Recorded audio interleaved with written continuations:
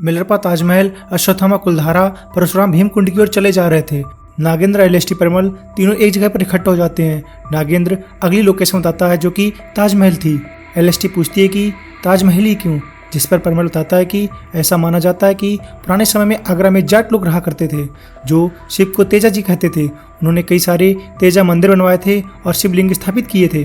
नागेंद्र बोलता है कि मुझे इन चीज़ों से मतलब नहीं है, मुझे सिर्फ शब्द चाहिए। वे ताजमहल की ओर चले जाते हैं। शाम तक वे ताजमहल के पास पहुंच जाते हैं। वहीं मिलरपा आगरा में थे जो सभी पर निगरानी रखे हुए थे। उन्होंने कई सारे पशु पंछियों को हिप्नोटाइज कर दिया था। वे सभी मिलरपा की आर्मी बन गए थे और सभी पर नजर रखे हुए थे। नागेंद्र कार को पार्क कर देता है। तभी वह देखता है कि एक कुत्ते के पास से जो भी गुजर रहा था वह उन सबको पूरा नोटिस कर रहा था। नागेंद्र परिमल को एक रूम बुक करने के लिए बोलता है। नागेंद्र रूम में जाकर बैठ जाता है और बाहर देखने लगता है। वो वहाँ के जानवर पंछियों को देखकर समझ जाता है कि इन सभी को किसी ने हिप्नोटाइज कर रखा है। परिमल नागेंद्र से पूछता है कि हमारे लिए क्या ऑर्डर है। नागेंद्र उसको सोने के लिए बोलता है। तब परिमल बोलता है कि लेकिन बाहर तो पूर्ण अर्धचंद्र की रात है। तब नागेंद्र बोलता है सुबह सूर्य की पहली किरण हमें हमारा रास्ता दिखाएगी। उधर बृहस्पति का इलाज चल रहा था लेकिन हालात में कोई भी सुधार नहीं था। अश्वत्थामा, परशुराम अगले दिन अपनी जर्नी कैलाश की तरफ कर देते हैं। मिलरपा सभी जानवरों को एक एक करके स्पेल से रिलीज करने में बिजी थे। नागेंद्र ने देखा स्पेल खत्म हो रहा है। तभी वो बोलता है समय आ गया है और ताजमहल की ओर चलने लगता है। लेकिन एक भिखारी नागेंद्र को देख लेता है जो अभी भी मिलरपा के स्पेल में था। भिखारी की मदद से मिलरपा भी नागेंद्र को देख लेते हैं लेकिन नागेंद्र नजरों के सामने से गायब हो जाता है। मिलरपा सभी को नागेंद्र को ढूंढने में लगा देते हैं। एक बिल्ली परिमल को देख लेती है। तभी जानवरों की एक आर्मी परिमल की ओर चलने लगती है। परिमल वायरलेस डिवाइस से नागेंद्र को जानवरों के बारे में इन्फॉर्म करता है। नागेंद्र उनको जानवर पर गन फायर करने से मना कर देता है। तभी मिलरपा को पता चलता है कि नागेंद्र अकेला नहीं है, पर नागेंद्र उसको कहीं भी दिखाई नहीं दे रहा था। एलएसटी नागेंद्र को इन्फॉर्म करती है कि 6 बजे पर सूर्य की किरण यहाँ पर पड़ी थी। नागेंद्र परिमल से बोलता है कि मुझे तुम तुरंत इन्फॉर्म करना जैसे ही तुम इन सभी को प्रोसेस करने वाले को देखो। धीरे धीरे परिमल और एलएसटी की तरफ जानवरों पंछियों का झुंड बढ़ने लगता है। जानवर पंछियों के अड्डे के बावजूद एलएसटी जमीन पर एक बड़ा होल कर देती है जहाँ पर सूर्य की पहली किरण पड़ी थी। एक चील की मदद से मिलरपा ऊपर से सब कुछ देख रहे थे। नागेंद्र देखता है कि कुछ लोगों का ग्रुप उसकी तरफ बढ़े आ रहा था। वह जंप करता है और एक औरत को पकड़ लेता है और नागेंद्र उस औरत की आंखों में सीधे देखता है। मिलरपा नागेंद्र को उस औरत की मदद से बिल्कुल अपने सामने देखता है। मिलरपा तुरंत उस औरत को रिलीज करने की पूरी कोशिश करता है लेकिन तब तक नागेंद्र उस औरत के जरिए मिलरपा को हिप्नोटाइज कर लेता है। नागेंद्र ने पूरी तरह से मिलरपा पर अपना कंट्रोल कर लिया था और वो औरत के जरिए ऑर्डर देता है कि मेरे पास आओ। एलएसटी ने जो गड्ढा किया था नागेंद्र उस गड्ढे के अंदर चला जाता है। एलएसटी सभी पर नजर रखे हुए थी। नागेंद्र की वजह से सभी जानवर और मनुष्य स्टैचू बनकर खड़े हुए थे। नागेंद्र को अंदर एक दरवाजा दिखाई देता है लेकिन अचानक से वो दरवाजा गायब हो जाता है। उस दरवाजे के पीछे उसे एक फिल्म दिखाई देती है। नागेंद्र को शब्द अनंता उस फिल्म के पीछे दिखाई देता है। नागेंद्र जैसे ही शब्द की तरफ अपना हाथ बढ़ाता है वह फिल्म से जलने लगता है। तब नागेंद्र को समझ में आ जाता है कि फिल्म शब्द की सुरक्षा कर रही थी। शब्द को प्राप्त करने के लिए एक जीवित मनुष्य की जरूरत पड़ेगी। मिलरपा एलएसटी के सामने आ जाते हैं। एलएसटी नागेंद्र को इन्फॉर्म करती है कि कोई आदमी यहाँ आया है। नागेंद्र मिलरपा को अपने पास बुला लेता है। मिलरपा नागेंद्र के सामने आ जाता है। नागेंद्र को अपनी आंखों पर भरोसा नहीं था कि मिलरपा उसके सामने था। मिलरपा नागेंद्र के बस में था। वो मिलरपा पर काफ़ी क्रोधित होता है और गुस्से में मिलरपा को ऑर्डर देता है कि वो उस शब्द को उसके लिए लेकर आए। जैसे ही मिलरपा फिल्म की तरफ अपना हाथ बढ़ाते हैं उनका पूरा शरीर आग से जलने लगता है, पर वो शब्द को प्राप्त कर लेते हैं और नागेंद्र को दे देते हैं। शब्द डस्ट में बदल जाता है और नागेंद्र के शरीर के अंदर चला जाता है। जैसे ही शब्द नागेंद्र के शरीर के अंदर जाता है ताजमहल जो कि पूरा सफ़ेद था एकदम से काला पड़ जाता है।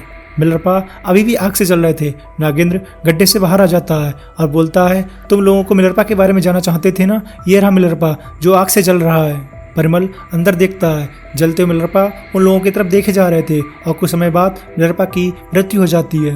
नागेंद्र शब्द को पाकर काफ़ी खुश था। वो एलएसटी परिमल के साथ वहाँ से चला जाता है। सभी हिप्नोटाइज मनुष्य, जानवर, पंछी एक एक कर मिलरपा पर कूदने लगते हैं और आग में जलने लगते हैं। ताजमहल के चारों ओर बस अब धुआं ही धुआं दिखाई दे रहा था। ताजमहल की ये न्यूज़ मीडिया के जरिए सभी जगह फैल जाती है।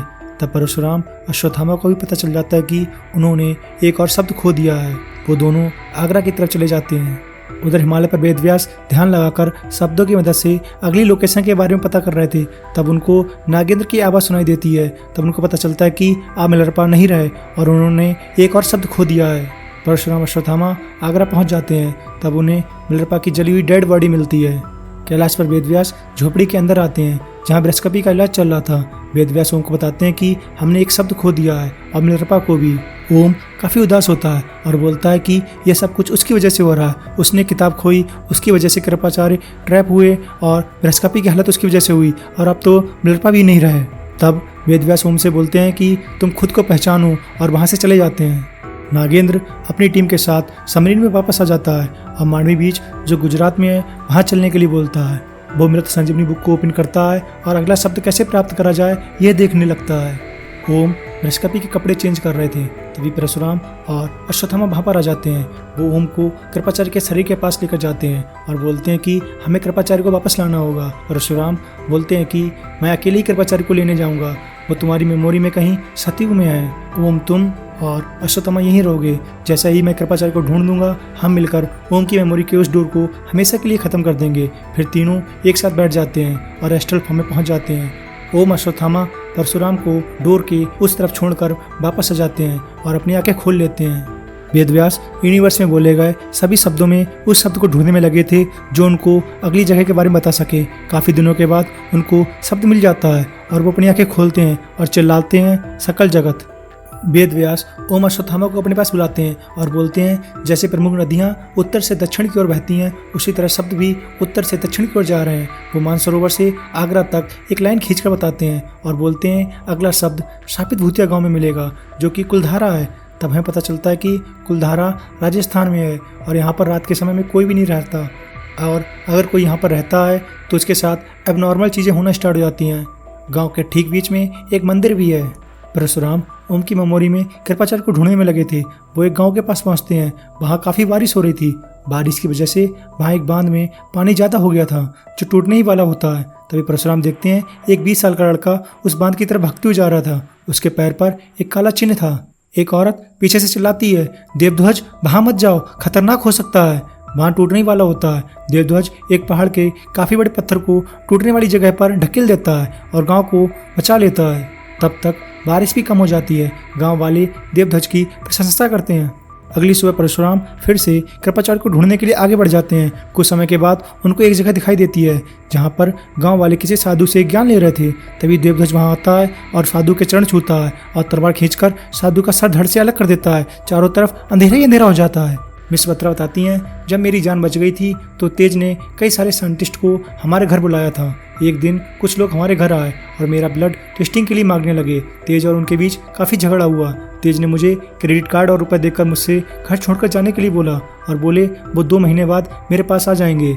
तेज बेसमेंट में जाते हैं और पो को लेकर आ जाते हैं और बोलते हैं वो मेरा एक्सपेरिमेंट थी, उसको मुझे सुरक्षित जगह पर पहुंचाना होगा, उसके बाद मैं तुम्हारे पास रहने आ जाऊंगा। लेकिन वो मेरे पास आज तक नहीं आए। उन्होंने अपना वादा तोड़ दिया। पृथ्वी बोलता है कि उन्होंने अपना वादा नहीं तोड़ा।